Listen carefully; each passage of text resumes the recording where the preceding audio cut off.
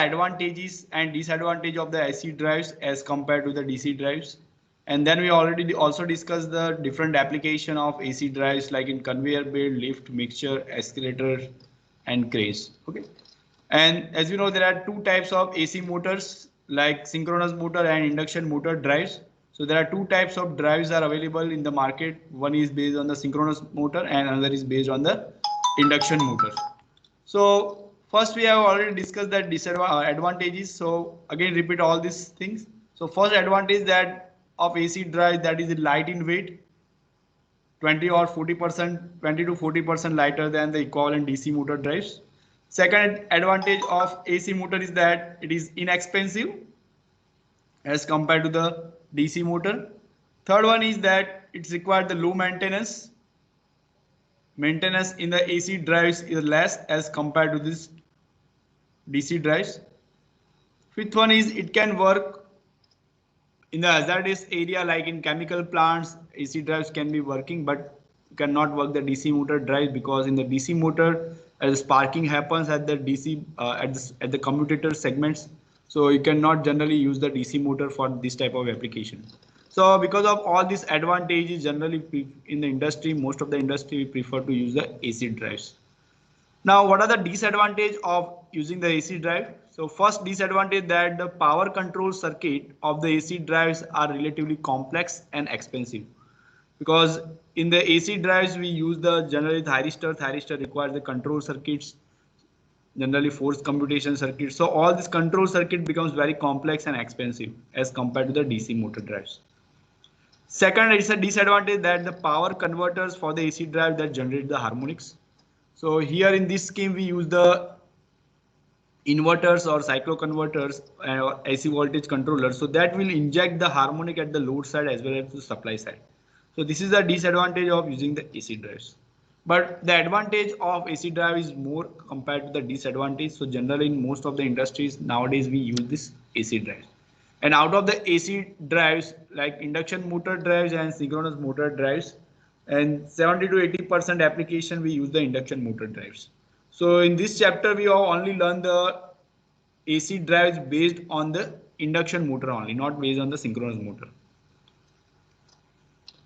Then we have started the some simple understanding of the induction motor drives, like basic component of the motors, its torque speed characteristics we have discussed, and we know the equation of torque, the equivalent circuit of the induction motor, what are the parameters like resistance R1 of the stator winding, R2 resistance of the rotor winding, X1, X2, leakage reactance of stator and rotor winding, Xm, that is a magnetizing reactance. So this is a basic equivalent circuit of this induction motor. Then we see the performance characteristics of the induction motor like torque speed characteristics. So we already know the torque speed characteristics, how the torque is depend upon this different parameters of the induction motor. Then what is our copper loss equation? What is the rotor power develop in the air gap, power develop in the rotor, develop torque in the rotor? That all things we have discussed in the last lecture. And this is the equation of torque developed in the induction motor. And you can see that it depends upon the different parameters of induction motor. Like V1 is the supply voltage. So torque is directly proportional to the square of the supply voltage.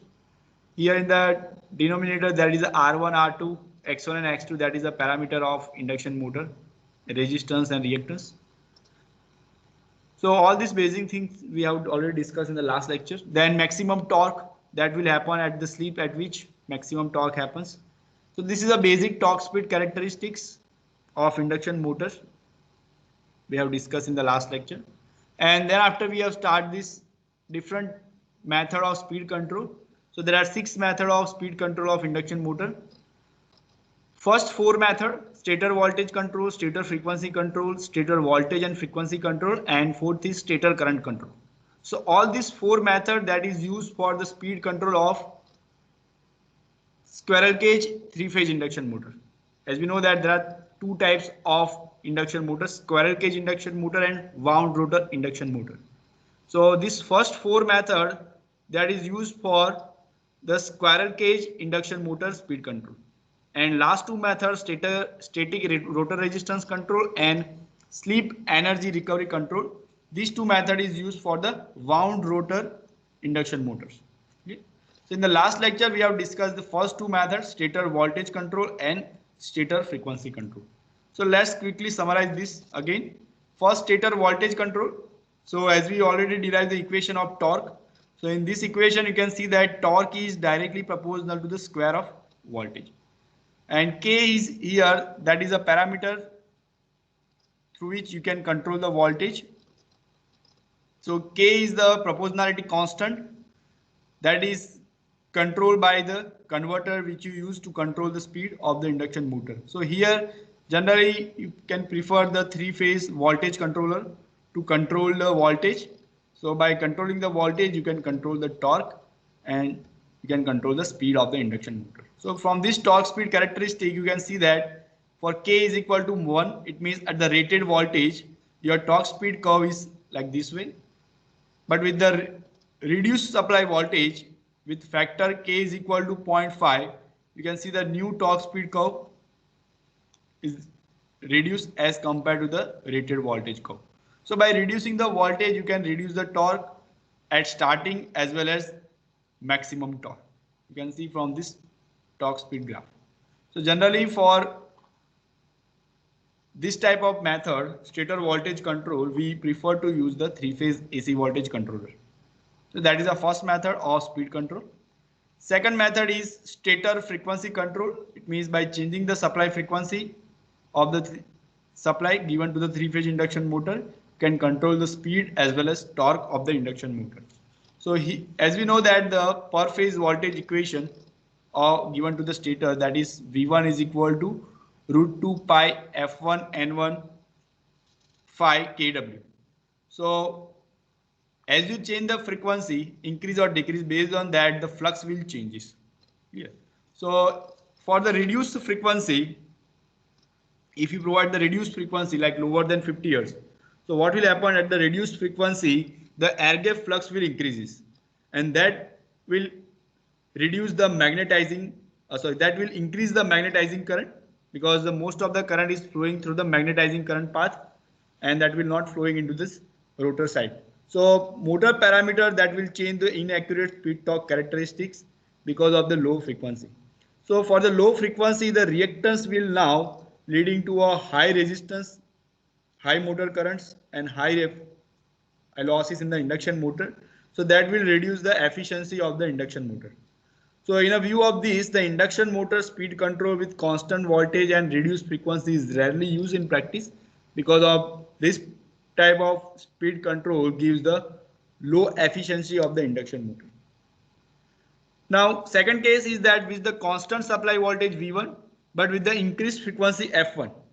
So now what will happen when you increase the frequency F1, supply voltage is constant, so your flux will decreases. So if flux will decreases, what will happen? The torque will also reduces.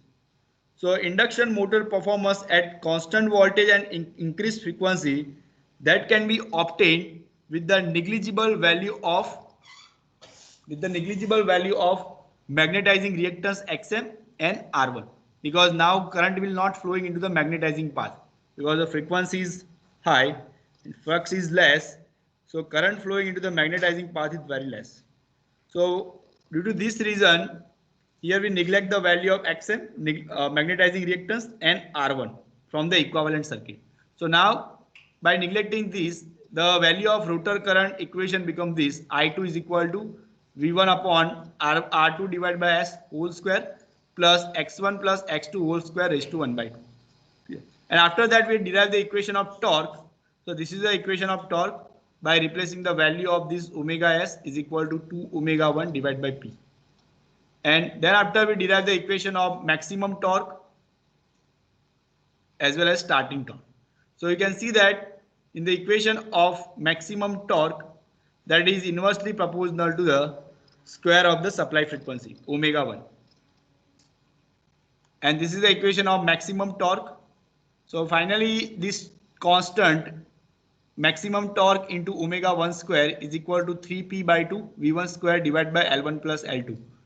So this term TEM, this is a maximum torque into omega 1 square. Omega 1 is the supply frequency in radian per second. So this term is remain constant. So if you increase the supply frequency, it means if you increase the omega 1, then this maximum torque will reduces.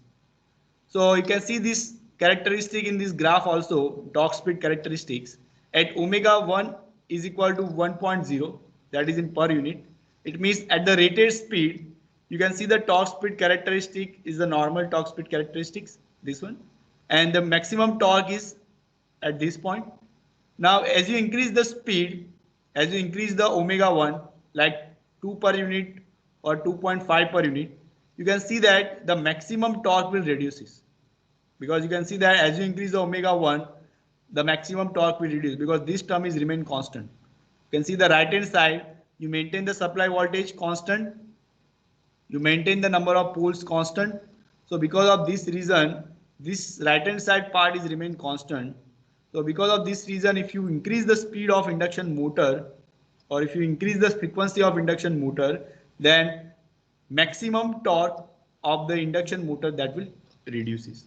As well as starting torque is also reduces. You can see that here in this case where omega is greater than rated value, here maximum torque is this, which is lower than this value, as well as starting torque is also less. You can see this here. So as you increase the speed, again the starting torque and maximum torque will reduces. So by increasing the frequency, you can change the torque as well as speed of the induction motor. So that is the second method of speed control as well as torque control of the induction motor. Now next one is the stator voltage and frequency control, that we also call as the V by F control. Sometimes we call as the variable frequency drives.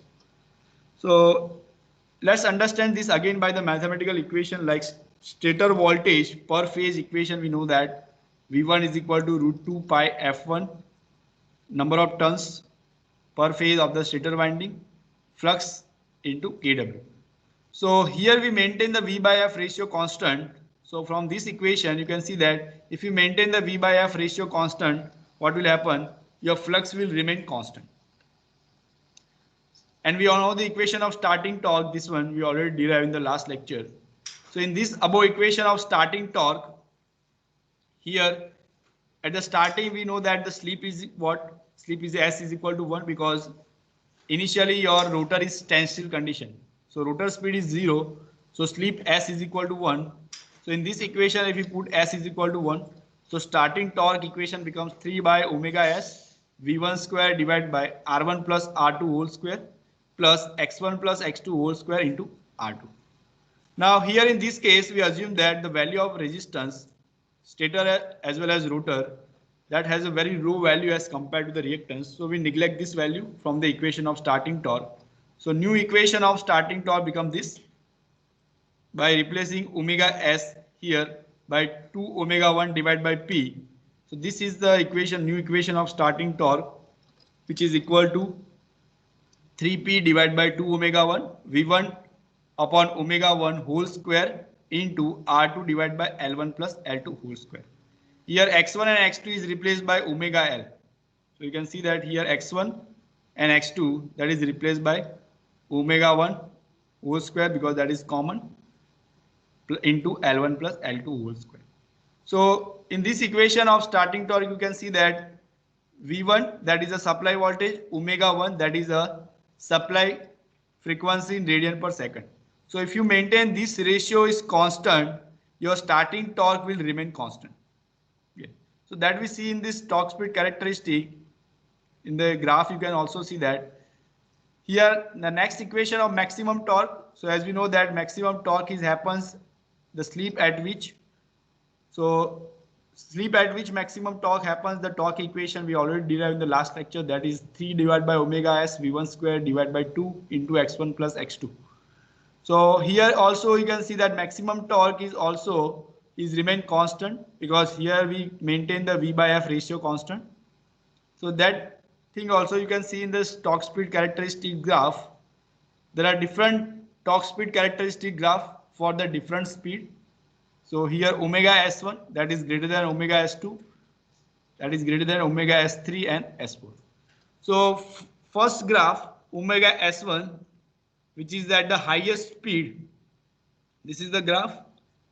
So you can see that almost the maximum torque is remain constant for the different value of the speed, because here we maintain the V by F ratio constant so that the maximum torque is remain constant. But if you see that clearly this graph, as compared to omega S1, the maximum torque for omega S4, it means in this graph, is slightly less than this maximum torque happens at omega S1. The reason is that at a low frequency, it means at a lower speed, you cannot neglect the resistance from the equivalent circuit. But you can see that in the here at the starting torque equation, we remove this R1 and R2. Only present is X1 and X2. So this R1 and R2 you cannot remove when your frequency of the supply is very less. So this R1 and R2 is negligible only and only case when your supply frequency is high. So in this case, you can see that from this graph, at the lower speed or lower frequency, your speed and frequency is directly proportional to each other. So at the lower speed, it means at lower supply frequency, the maximum torque is slightly less than compared to the maximum torque at higher frequency. The reason is only this, that you cannot remove the resistance from the equivalent circuit at a lower frequency. So this is the graph of torque speed characteristics of three-phase induction motor by V by F control methods. Now how to achieve this V by F control? So there are 4 different configurations by using which you can control this V by F. So first configuration, you can see that three-phase supply is provided to this diode rectifier, three-phase diode rectifier, and this uncontrolled DC voltage then applied to this inductor, which is act as a filter. So this LC combination act as a filter. So whatever the harmonic generated by this rectifier, that is filter out and provide the constant DC voltage to this inverter. So this inverter again convert this DC voltage to AC voltage. So here the function of inverter is to control the voltage as well as frequency in such a way that they maintain the V by F ratio constant. And then after this inverter output is applied to the three-phase induction motor. Here this three-phase induction motor is a squirrel cage induction motor, because this V by F control method is used for the squirrel cage induction motor, not for the wound rotor induction motor. So this is the first configuration by which you can get the V by F control. Second configuration, in which you provide the three-phase supply again to the uncontrolled diode based rectifier, and then uncontrolled DC voltage that you apply to the chopper circuit. So here the function of this chopper circuit is to control this uncontrolled DC voltage to control DC voltage, because this diode based rectifier not provide the controlled DC. So this uncontrolled DC from this output of this rectifier is provided to the chopper circuit. So by the chopper operation, we can get the control DC, and this control DC is applied to again the filter circuit LNC. So filter out this harmonics, and then after the constant DC is applied to the inverter circuit.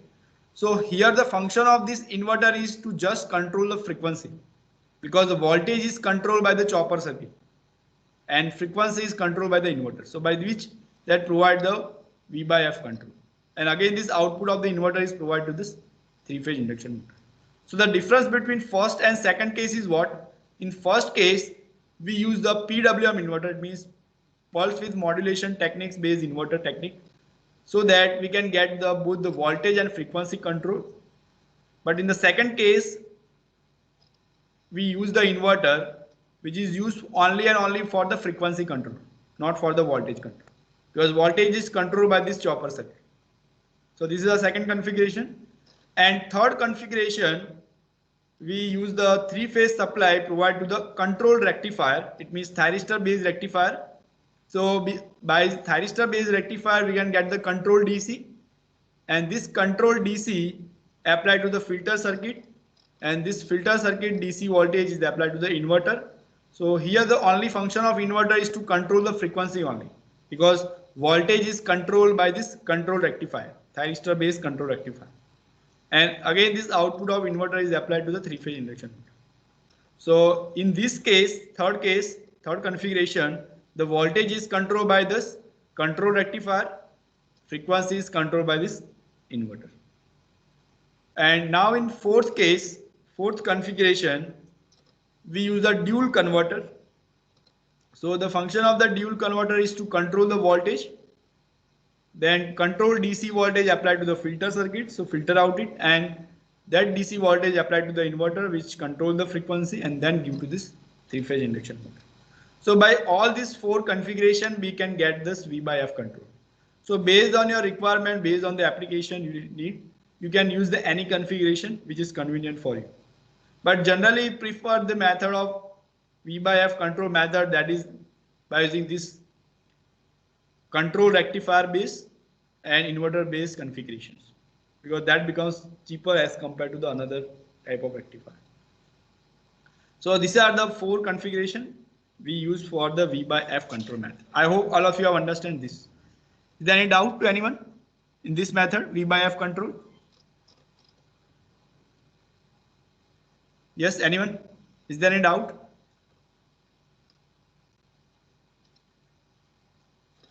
Yes or no? No, sir. Okay. So let's move for the next control method, that is a stator current control. This is also for squirrel cage induction motor. So how can get the speed control by the stator current control? So let's try to understand it. So as we know that the developed torque and speed of the three-phase induction motor that can be controlled by the stator current instead of the voltage control behavior.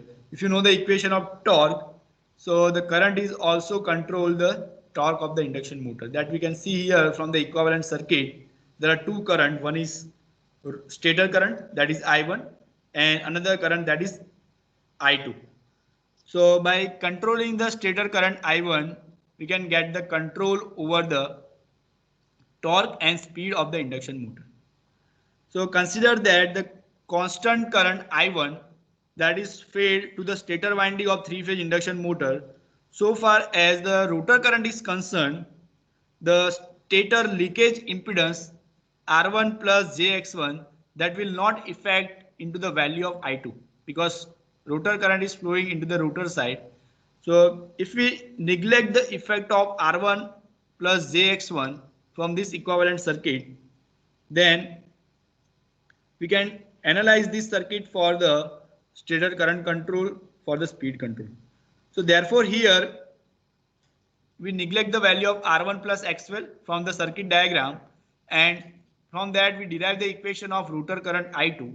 So the rotor current I2 becomes total current I1 from the supply into magnetizing reactance JXM divided by total impedance of the rotor side, which is R2 by S plus this is the reactance, so it is J into X2 plus XM. So now the new equation of rotor current is become this by neglecting the effect of R1 and X1. Now derive the equation of torque. So already we know the torque equation, this one, 3 divided by omega S I1. This I2 is replaced by here this value I1 into JXM square divided by R2 by S plus JX2 plus XM. So new equation of torque is this one. And if you replace this R2 by S by the maximum torque happens at which the value of slip, which is X2 plus XM. So this ratio R2 by XM is equal to X2 plus XM is now replaced in this equation. So new equation of torque is become this 3 divided by omega S I1 into XM whole square divided by 2 X2 plus XM. Now here inductive reactance is replaced by 2 pi F into L. So XM is replaced by 2 pi F1 into LM. X2 and XM is replaced by 2 pi F1 into L2 plus 2 pi F1 into LM. So new equation of maximum torque that becomes 3P divided by 4 magnetizing inductance square plus divided by L2 plus LM into I1 square. So in this equation you can see that maximum torque is directly proportional to the square of the stator current. So from this torque speed characteristic graph, you can also observe that you get the maximum torque at which your starting current or stator current is maximum or I1 is maximum. Same way in the starting torque equation also you can see that it is directly proportional to the square of I1. So you can see that here the torque speed graph, first graph you can see that I1 is equal to 0.5 per unit. It means when you provide the stator current, half of your rated current, 0.5 per unit, it means half of your rated current, you can see the torque speed graph is this one. Now if you increase the current to per unit, it means rated current, I1 is equal to 1 per unit. So for this you can see the graph of torque speed. In this case you can see the maximum torque is higher than the maximum torque which you get for the 0.5 per unit. As well as starting current is also high. You can see this. And this dotted line indicates that the torque at rated current without saturation. So as you know that because of the saturation in the magnetic circuit, your torque will be reduced or torque will not increase up to certain value. So this dotted line indicates that if there is no magnetic saturation in the magnetic circuit, then the torque in the induction motor at rated current that will be increased up to this value if there is no saturation. But at the higher value of current, at some point of time, the saturation is happen. So you get the maximum torque up to this value as per the torque speed characteristics and equation of the torque. Again, as you increase the stator current from 1 per unit to 2 per unit, so you can see the torque speed graph, you get this one. In this case, you can see the starting torque, which is higher than rated value as well as 0.5 per unit, and maximum torque is also increases.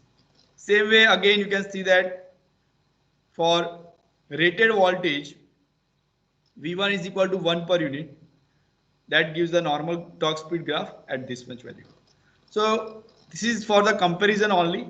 At the rated voltage what is the torque speed graph, and for the different value of stator current what is the torque speed characteristics. So from this equation, mathematical equation, as well as from this graph, it is clear that by changing the stator current, you can also control the speed as well as torque of the induction motor.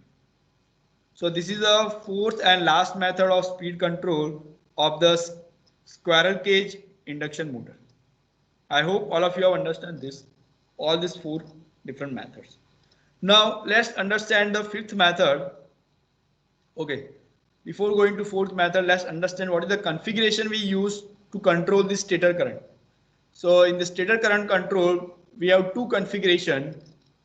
So first configuration, we provide the three-phase power to the control rectifier. It means thyristor based rectifier. So you get the control DC voltage, and this control DC is applied to this inductor. So the function of inductor is what to maintain the constant current, because here we use the current source inverter. As you know that here for the stator current control, to maintain the current control, the desired value, we require the current source inverter or CSI. So for that we make this voltage source inverter into current source inverter by putting the inductor in series with the source. So here the DC voltage out of the rectifier we apply to this inductor, large value of inductor. So that converts this voltage source into the current source, and then this current source is applied to the current source inverter, and this current source inverter convert AC to DC and provide the controlled stator current to this induction motor stator, so that by which you can control the torque and speed of the induction motor. Second method, provide the three-phase supply to this uncontrolled rectifier, and uncontrolled rectifier DC voltage applied to the chopper circuit, which can control the DC voltage, and then this DC voltage is applied to this inductor. Again the function of inductor is to maintain the constant current, and then applied to this current source inverter, and output of inverter is applied to this stator of the three-phase induction motor. So by these two methods you can control the speed and torque by using the stator current control. So In the previous all this method, if you observe that we use the voltage source inverter, but in the stator current control method, here we use the current source inverter or CSI. So this is our fourth method. Now fifth method is the static rotor resistance control method. Static rotor resistance control method, it means that by changing the rotor resistance of the circuit, we can control the speed of the induction motor.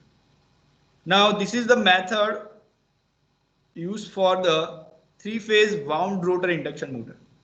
As you know that in the wound rotor induction motor, the rotor has the winding like a three-phase winding like provided into the stator.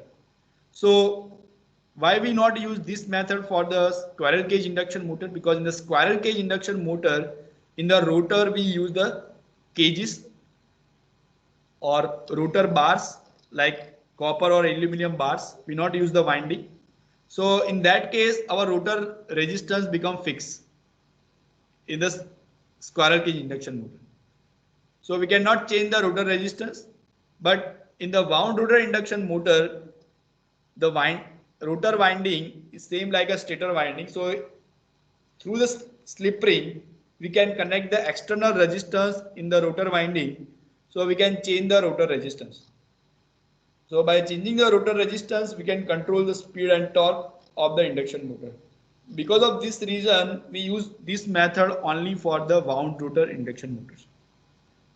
So here you can see the simple circuit diagram of this wound rotor speed control by using the resistance control.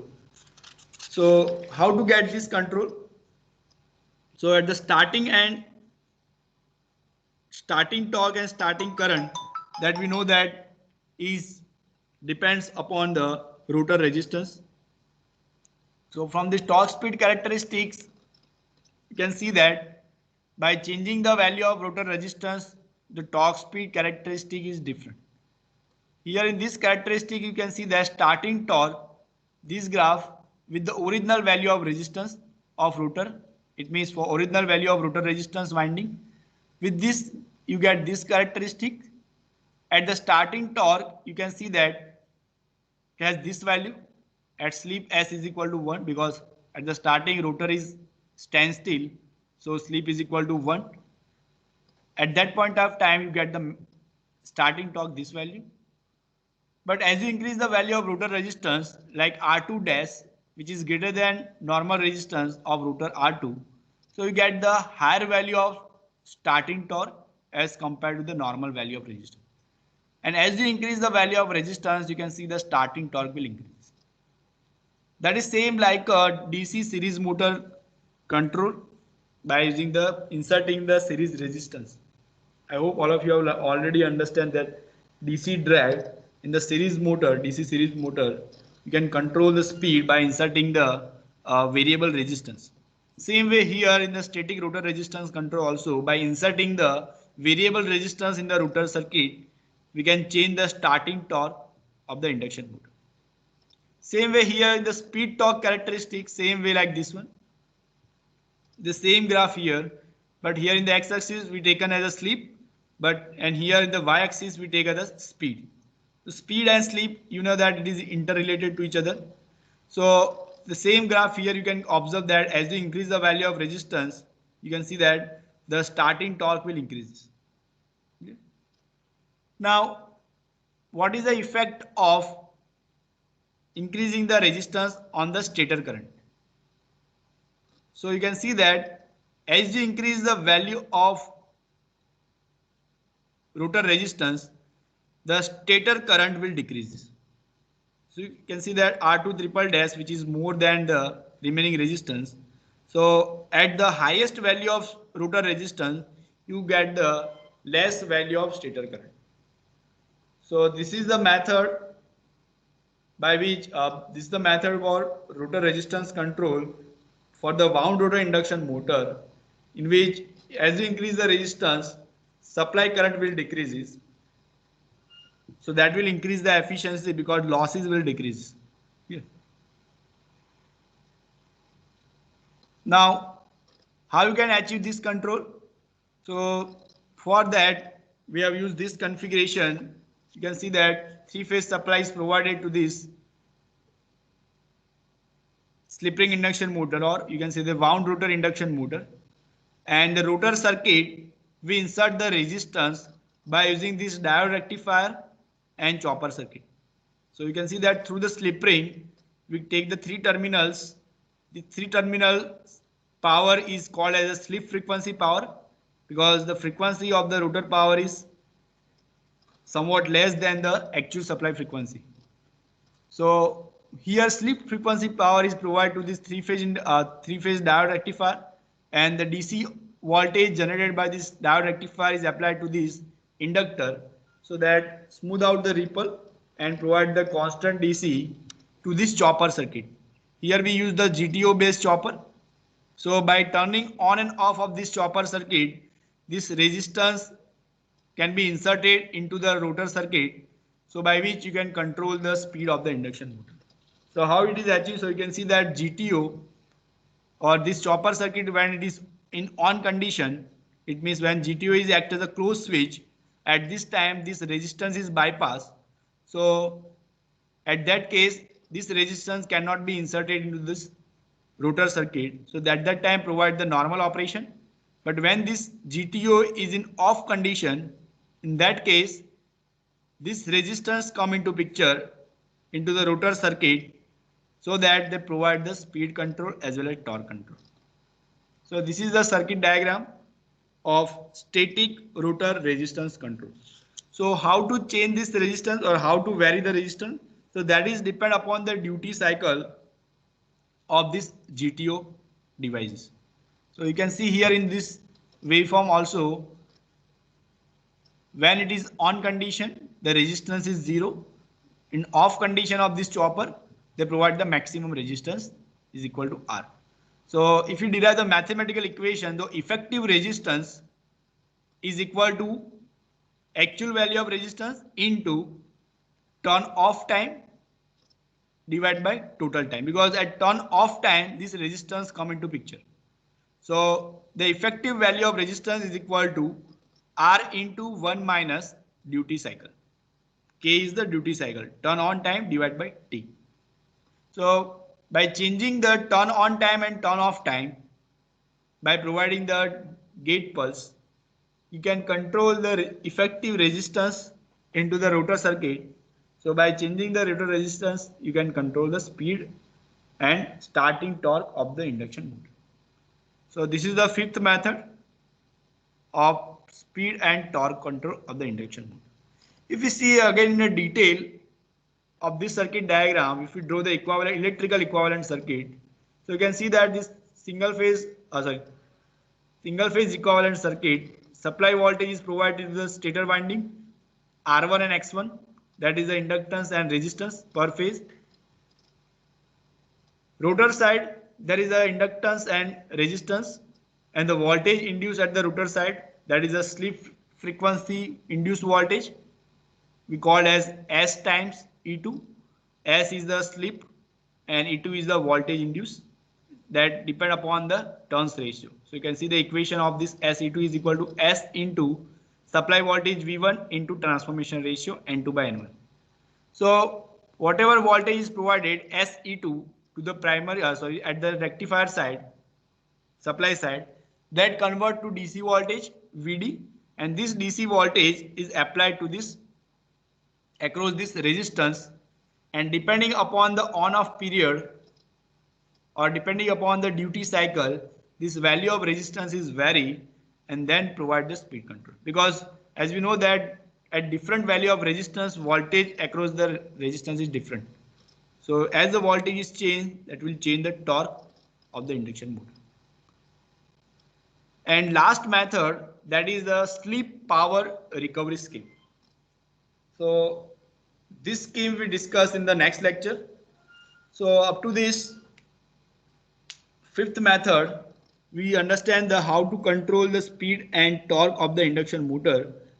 Again, repeat that first four method that discuss, that is for the squirrel cage induction motor, and this fifth method, which is a static rotor resistance control, that is for the wound rotor induction motor.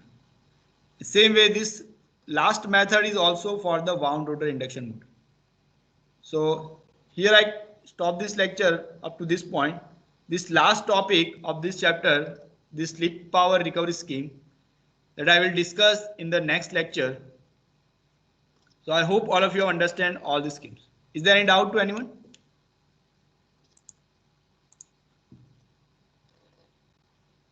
Yes, anyone? No, sir. Okay. So here I stop this lecture.